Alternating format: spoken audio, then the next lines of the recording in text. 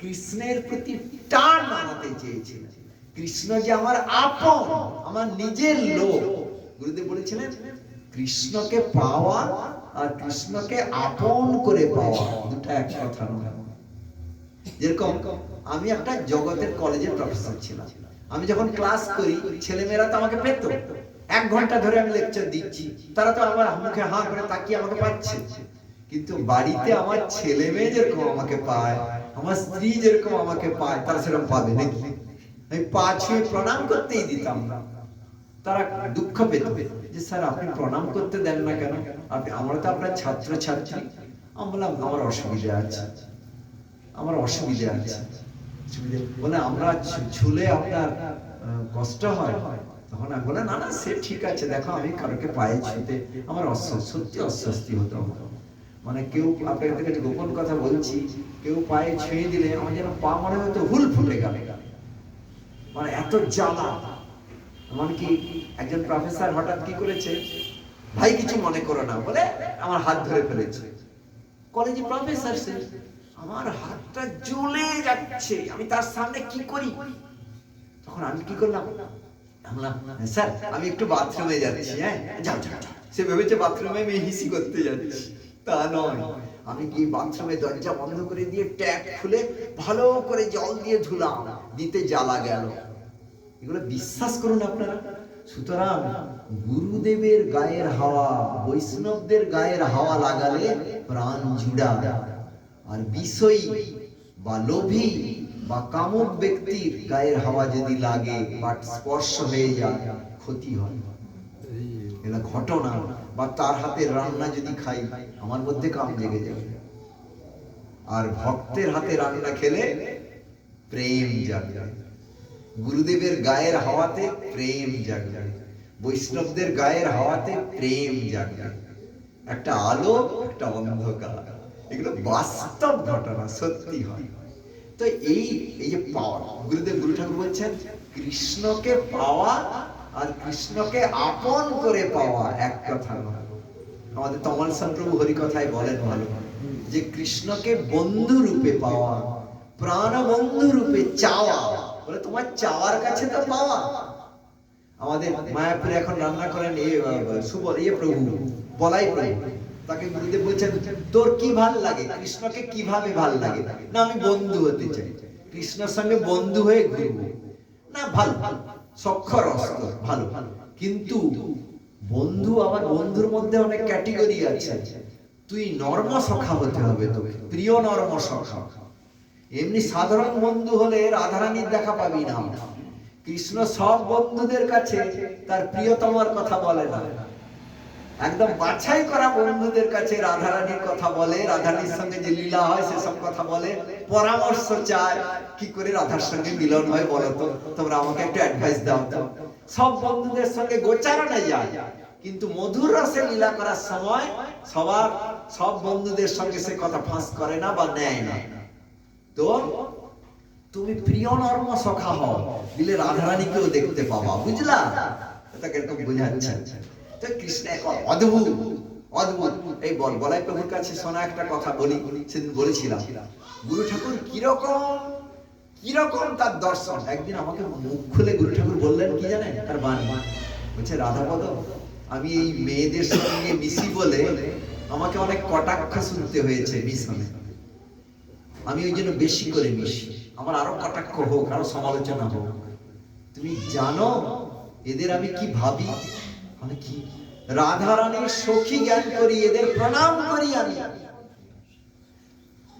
মানে তিনি বলতে চাইলেন আমি এদের ভোগ বুদ্ধিতে দেখি, তাই যদি ভাবে ভাবুক সবাই, আমি এদের প্রণাম করি, এদের পায়ের ধুলি কামনা করি, এদের আমি শিষ্য শিষ্যা বলে ভাবি না, রাধারানীর সখী জ্ঞান করি। আমার কাছে খুলে বলল। একদিনের একটা ঘটনা শুনুন, অতি গোপন কথা। রাত্রি 3টে, কটা বাজে সাড়ে 9 হয়ে গেল। আচ্ছা আমি বুঝতে পারি। আচ্ছা আমি এবার মানে ট্রাইং টু সাম আপ, আমি এবার মানে উপসংহার আসছি। একদিন আমি এবার এসে যাচ্ছি। তো একদিন কি হয়েছে, রাত্রি 3টার সময় গুরুদেব রাত্রে জেগে হরিনাম করতেন। আমাদের গৌরহরি প্রভু, তাকে পরীক্ষা বিশেষ প্রসঙ্গে যাচ্ছি না, গৌরহরি প্রভুকে পরীক্ষা করেছিলেন 3 দিন ধরে যে সদ্গুরু কিনা। ইস্কন অনেক ঘুরেছেন তো, সদ্গুরু আশ্রয় করবো, কোথায় সদ্গুরু? এই বেটেখাটো মানুষটা কি সদ্গুরু? দেখা যাক রাত্রিবেলা কি করে। রাত্রিবেলা সাধুকে চিনতে হবে, কি করে ওরা রাত্রি পরপর রাত্রি 3 রাত্রি পরীক্ষা করেছে, দেখে যে গুরুদেব বিছানায় নাই। গুরুদেব বিছানায় নাই, তুলসী তলায় গিয়ে পাগলা হয়ে হরিনাম করছে। কাকে জড়িয়ে ধরছে? কাকে জড়িয়ে ধরছে মানে কৃষ্ণকে জড়াচ্ছে। বাইরে মনে হচ্ছে করে জড়িয়ে ধরছে, পাগলের মতো মাথা এরকম হাতে করছে, কাঁদছে। আর মঠে সবাই ঘুমিয়ে আছে। 3 দিন হওয়ার পরে থার্ড ডেতে কি বলছে জানেন গুরুদেব? গুরুদেব সব জানে যে বেটা আমাকে পরীক্ষা করছে। গুরুদেব ওর দিকে না তাকিয়েই বললেন, গৌরহরি আমাকে বাজানো শেষ হলো, 3 রাত্রিতে বাজালে। ভয়ে পেয়ে গেল, প্রণাম করে ক্ষমা করুন গুরুদেব, আমাকে হরিনাম দিন। না বেশ, তুমি কালকে রেডি হয়ে থাকবে স্নান করে, তারপরে হরিনাম দিন। ভাবতে পারেন নদিয়ানন্দ প্রভু কোথাও মাথা লুটান না। সারা ভারতের সব বড় বড় সাধুরা তাকে নিমন্ত্রণ করে, হাজার হাজার সভায় তিনি বক্তৃতা দিয়েছেন। তখন প্রথম যখন শেফালি তার কথা বলে তার কাছে, যেরকম ভারতী মহারাজ বলে, উনি বলে সে কিরকম সাধু রে, কত সব হাটুয়া সাধু সেরকম দেখি রে। বলে বাবা এই কথা বলো না, অপরাধ হয়ে যাবে, ইনি সাধারণ সাধু নন। তাই নাকি? বলছে হ্যাঁ, তুমি একবারে দর্শন করো, এর সঙ্গে মিলন হোক, বুঝবে ইনি কে। তাই বুঝি। তারপরে মিলন হলো, তখন খুব শ্রদ্ধা করতে লাগলেন, কিন্তু আত্মনিবেদন করলেন না। তিনি তার আগের গুরুকে ছাড়বেন না। আগের গুরু হচ্ছে প্রভুপাদের একজন শিষ্য। অনেক শিষ্য তো মঠ করেছেন, নবদ্বীপে আছে। তার গুরু গৃহ আমাকে নিয়ে গেছিলেন একবার। তাদের অনেক ধারা চলছে এখন সেইখানে। তিনি তার কাছে, আর গুরু ঠাকুর বলছেন না যে তুমি আমার কাছে হরিনাম নাও। দিনের পর দিন পাঠ কীর্তন হচ্ছে। একবার আমার বাসায় গেছেন তিনি।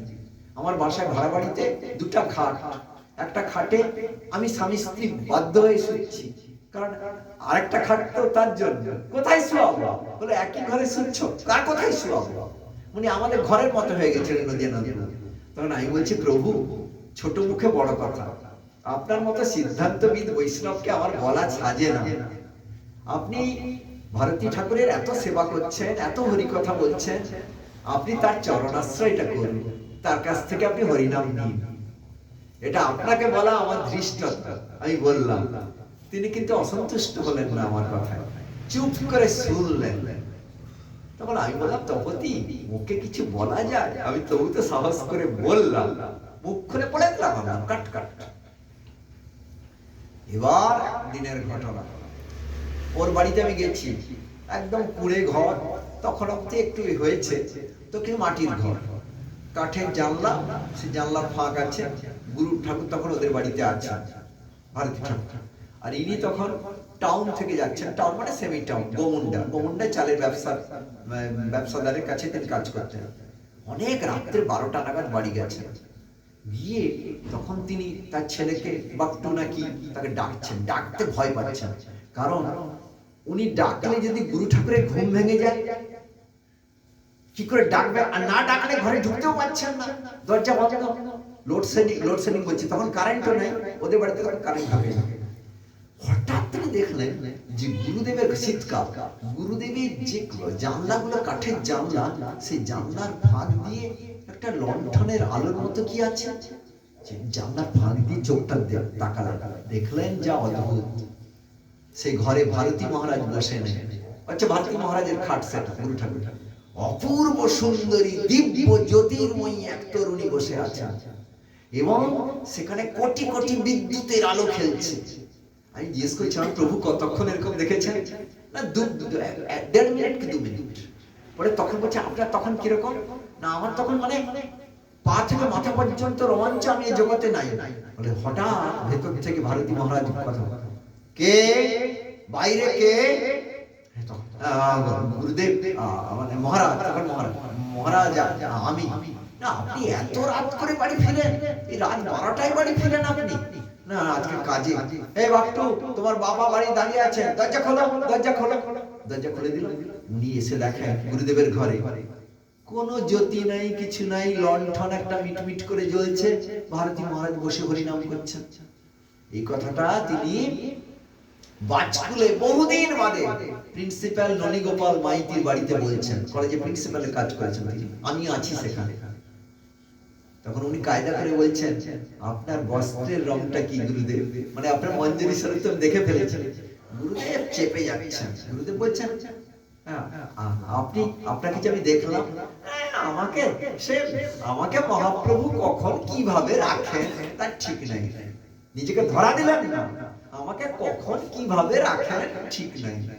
কিন্তু এই অলৌকিক দর্শনের পর উনি বললেন, গুরুদেব আপনি আমাকে হরিনাম দিন। গুরু ঠাকুর মুচকি হেসে তাকে হরিনাম দিলেন। বললেন, দীক্ষা তোমাকে দিচ্ছি, তোমার নাম পাল্টানো হবে, সেই নদিয়ানন্দেই থাকবে। তোমার নদিয়ানন্দ নাম ঠিক আছে, ভালো নাম, তোমার নাম পাল্টানো হবে, ঠিক আছে। কিরকম ভঙ্গি করে তার ওই জন্য কীর্তন, নদিয়ানন্দ প্রভুর কীর্তন দেখবেন ভারতী লীলা গীতির প্রথম খণ্ডে এটা আছে।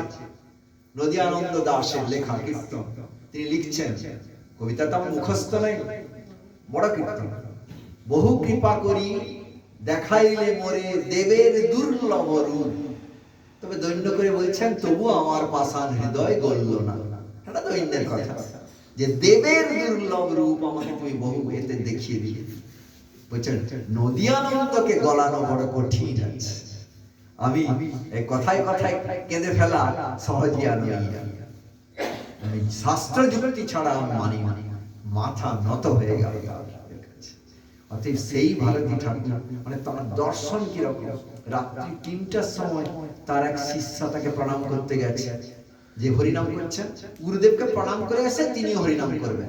আর এদিকে গুরুদেব তাকে কি করেছেন, সেই শিষ্যকে তিনি তার পাটাকে জবরদস্তি ধরে তার বুকে রাখছেন, কোলে রাখছেন, মাথায় রাখছেন, গালে রাখছেন। সে তো ছেড়ে দিন বলছেন। গুরুদেব বলছে, মত্ত হাতির মতো শক্তি, ছাড়ছেন না তাকে। তারপরে গুরুদেব এটা অন্তর্দশায় করছেন, তারপরে অর্ধবাহ্য দশা, তারপরে বাহ্য দশা, ৩টা দশা হয়। এবার অর্ধবাহ্য দশায় এসে শুনছেন কি একটা কাঁদছে। বাহ্য দশায় এসে দেখলেন তার শিষ্য বলছে, তুই কখন এলি? আমি সুইসাইড করবো গুরুদেব, সুইসাইড। কেন, কি হয়েছে? আপনি আজ কি করলেন আমার? আমি কি করেছি?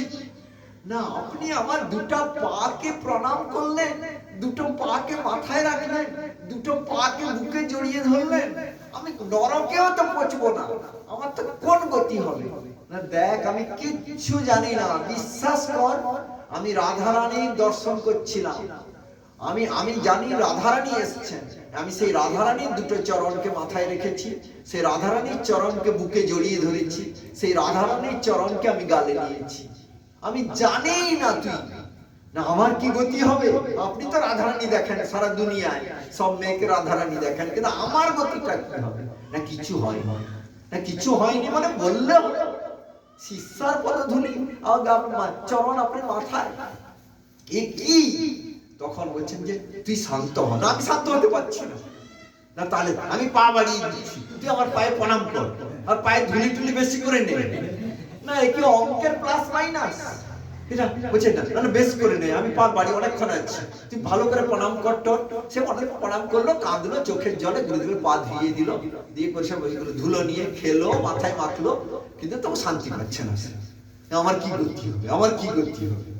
তো গুরুদেব বলেছিলেন যে আমি এইভাবে দেখি, হচ্ছে আমার সমালোচনা করে, যত বেশি সমালোচনা করবে আমার তত ভজনের সুবিধা। তো এই হচ্ছেন আমাদের গুরুবর্গ। তাদের সকলের চরণে অনন্ত কোটি দণ্ডবত প্রণাম জানাই। তাদের বংশের কুলাঙ্গার আমি, তারা মহাপ্রেমী, আর আমি ঘৃণ্য কাম কপটি প্রতিষ্ঠাকামী সাজা শিক্ষাগুরু। অতএব আমার মানে সমস্ত বৈষ্ণবীগণ আপনাদের চরণ ধুলিতে আমাকে স্নান করান। আপনাদের কৃপাশীর্বাদে আমি যেন মানুষ হতে পারি, ভক্ত তো পরে হবে।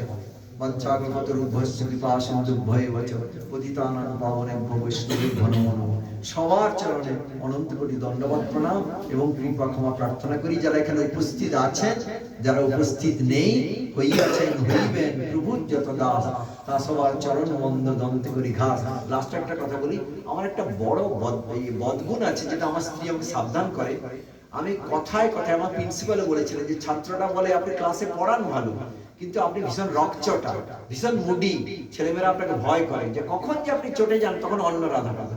তপতিও বলে যে তুমি বৈষ্ণবদের অনেক সময় কর্কশ কথা বলো। আমি বলি, আজকেই বলেছি, একজন ভক্ত কেঁদে বিদায় নিচ্ছেন, আমি তাকে বলছি আপনি কান্না থামান তো, এখন গুরুদেবের পেচ্ছাপ পেয়েছে, গুরুদেব এখন বাথরুমে যাবেন, কান্না টান্না থামান। তপতি আমার পাশে বলছে এই আস্তে করে কথা বলো, আমার স্বভাব ওইটা। তার ফলে এই বলাইকে টেলিফোনে ধরে তুই কি বুঝিস, তুই কি করিস, দিয়ে বকে দিলাম আধ ঘন্টা ধরে। সব আবেগের কথা বলছিস, তোর কতটুকু অভিজ্ঞতা আছে, আমার কাছে শিখতে হবে তো, তুই কিছুই জানিস না, বড় বড় কথা বলছিস, তোর একটা কথা বলেছে, এসব হবে না, এরকম করিস না। ওই কথাটা তো শান্তভাবে বলা যেত। এই জন্য আমি বহু বৈষ্ণবীকে আমি এরকম কড়া কথা বলে তাদের চরণে অপরাধ করেছি, এবং তারা আমাকে ক্ষমা করুন, আপনাদের চরণে আমার কাতর ভাবে ক্ষমা প্রার্থনা করছি। আমি নিজেকে এবার শোধন করার চেষ্টা করব, কালকে থেকে যেন অন্য রাধাপাদের জন্ম হয়, আমি যেন কড়া কথা না বলি, কারোকে যেন প্রাণে আঘাত না দিই, কারণ অপরকে কড়া কথা বললে, বিশেষ করে বৈষ্ণবকে, মহা অপরাধ। এটা আমার তপতি মাঝে মাঝে বলে, আরে এরকম বলে কেউ, এরকম লোকে আঘাত পেয়ে যাবে, তুমি এরকম ইয়ে করে চাবুক মেরে কথা বলো কেন? এটা আমার স্বভাব হয়েছে, মানে স্বভাব খারাপ। আর একটা কথা গুরু ঠাকুর বলেছিলেন, আমরা গুরু ঠাকুর আমার কথায় কথায় অভিমান হয়ে যায়।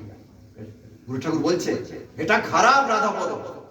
ওই যে প্রণামের সময় কি বলেন আপনারা, ওই ছাড়ি ভোগহি বলুন প্রতিষ্ঠা, আরে ওই যে প্রণাম করা হয় দণ্ডবোধের সময় একটা মন্ত্র আছে না, সর্ববৈষ্ণবের পাই মন নমস্কার, ইতি অপরাধ কিছু না হোক আমার, বলে গড়গড় করে বলা হয়, সে ভালো দিন মুখস্থ আছে। তারপরে ওইখানে আছে লাস্টে অভিমান হো দূর।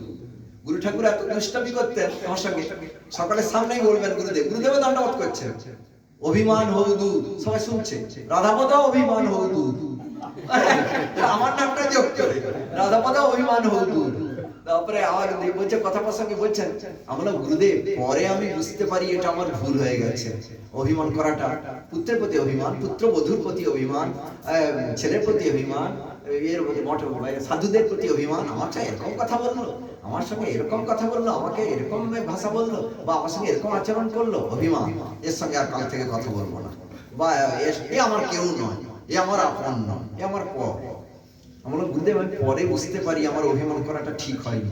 তখন গুরু ঠাকুর যে আগে বলেছিল না এটা খারাপ, রেগে বলেছিল, আমার এই কথাটা শুনে বললো, আমি পরে বুঝতে পারি গুরুদেব আমার অভিমান করাটা ভুল হয়ে। তখন গুরু ঠাকুর শান্ত হয়ে বলছে এটা ভালো, নরম সুরে বলছে এটা ভালো। মানে কিরকম যে তার ভালো যা চেয়েছে, তিন গুরু, জগৎগুরু শ্রী ভক্তি কেবল, জগৎগুরু শ্রী ভক্তিভূষণ এবং জগৎগুরু শ্রী ভক্তি অমল সবাইকে ছাপিয়ে আছেন। আমি সেদিন ফোনে বলছি, গুরুদেব আপনার প্রতি আমার অনেক মর্ত বুদ্ধি মাঝে মাঝে করে ফেলি, কত অপরাধ যে আপনার কাছে আমার। গুরুমণি ফোনে বলছেন, আরে তুমি আমাকে প্রাণ হৃদয় থেকে ভালোবাসো, আমিও তোমাকে হৃদয় দিয়ে ভালোবাসি, তোমার কোনো অপরাধ নেই। এমন এই তো বলে খালাস, কিন্তু ওর চরণ ধুলি ক্ষমা করবে না। গুরু ক্ষমা করে দেয়, কিন্তু গুরুর চরণ ধুলি ক্ষমা করে না। অতএব আমি ভয় লাগে এইসব মহতের, মানে কত বিভিন্ন লীলা না, এইসব লীলা দেখে প্রাকৃত বুদ্ধি কখনো এসে গেছে, পরে বুঝেছি কি করলাম, নিজে কান্না মুড়েছি, কিন্তু ওই যে অপরাধটা করলাম, ঠাকুর তো দেখলো অন্তর্যামী, তুমি এটা ভেবেছ, এটা তো ভেবেছ, হ্যাঁ ভেবেছি, পরে ভুল বুঝেছি, না এর শাস্তি পেতে হবে, হ্যাঁ তার কাছে ক্ষমা চাও, না ক্ষমা চেয়েছি, তিনি বলেছেন ক্ষমা, কিন্তু আচার্যদেবের সিদ্ধান্ত যে তিনি ক্ষমা করতে পারেন, গুরুদেব তার চরণ ধুলি ক্ষমা করবেন। অতএব ভক্তি জগৎ বড় কঠিন। বাঞ্ছাকল্পতরুভ্যশ্চ কৃপাসিন্ধুম ভয়বাচ পতিতানাং পাবনেভ্যো বৈষ্ণবেভ্যো নমো নমঃ। সবার চরণ দণ্ডবত প্রণাম। প্রভু মহামন্ত্র বলে দিন, রাত হয়ে গেছে। হরে কৃষ্ণ কৃষ্ণ কৃষ্ণ হরে হরে, হরে রাম হরে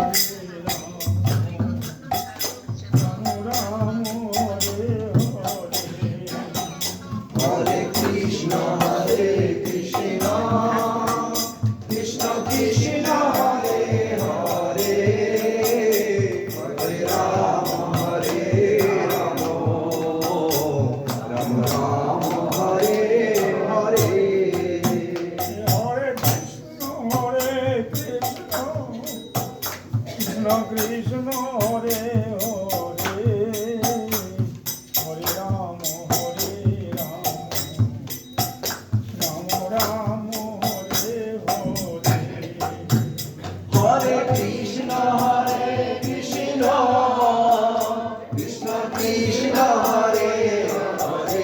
রে